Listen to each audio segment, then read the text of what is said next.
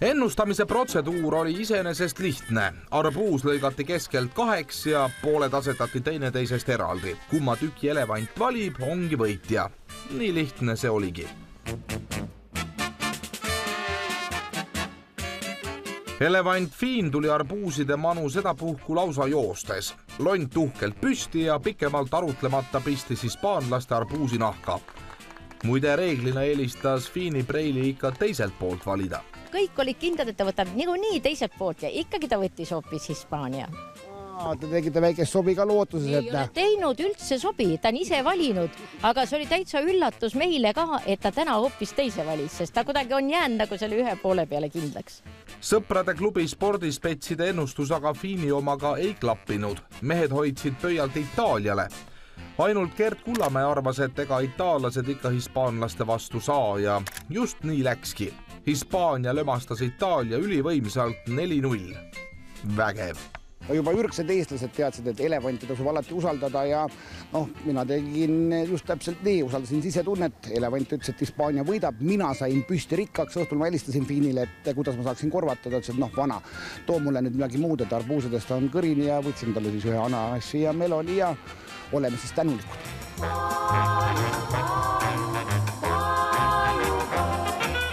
Tervikuna astus Fiin tulemuste ennustamisega siiski päris palju ämbrisse ja kogus sõprade klubist kõige vähem punkte. Elevandi preilitse muidugi ennast suurt ei huvita.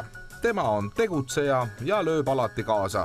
Ja nii juba lapsest saati. See oli see aeg veel, kui nemad käisid jalutamas loomaaia peal. Ja siis meil on siin niisugused mäealad ja talvel näiteks oli väga tore nendel liugu lasta nii-öelda mäest alla. Seal kahe taguotsa peal nii-öelda. Ja kui päris meeldis neile, jah? Ei, muidugi meeldib. Sellest, et elevantid teevad ikka igasuguseid trikke. Loomad on ka varem oraaklite rolli täitnud. Kuulsaim neist on vast tänaseks manalateed läinud 8 jalg Pool, kes ennustas Saksamaa vutimeeste tulemusi. Ja Pool oli täpne. Tõsi, 2008. aasta EM-il eksis ta vaid korra, kui sakslastele võitu pakkus.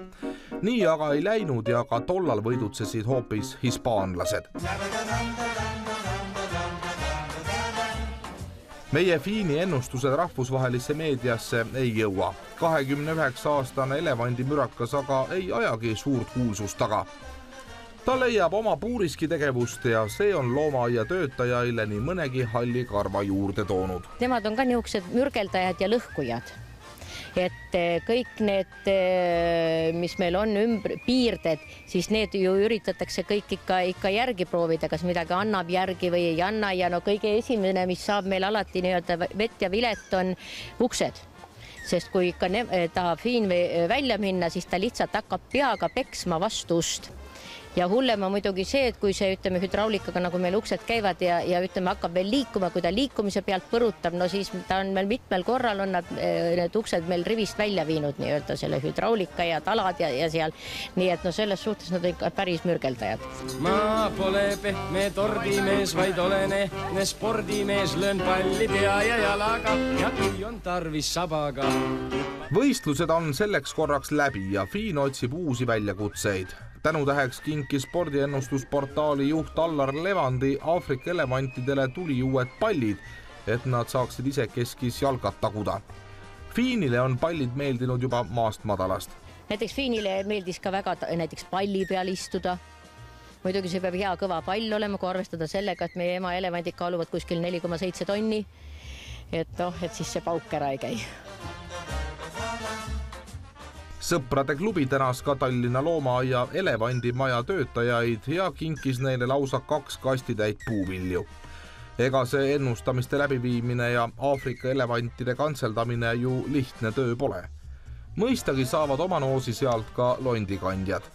Elu on ebaõiglane ja praegu siinsamas juhtunud tõestad seda sama. Fiin, suure töö tegija, ei saanud tühjagi, Troi tuli, sõi kogu need asjad ära, aga me oleme aumehed. Me tuleme õhtul uuesti ja toome ka talle välja teenitud maiustused kohale.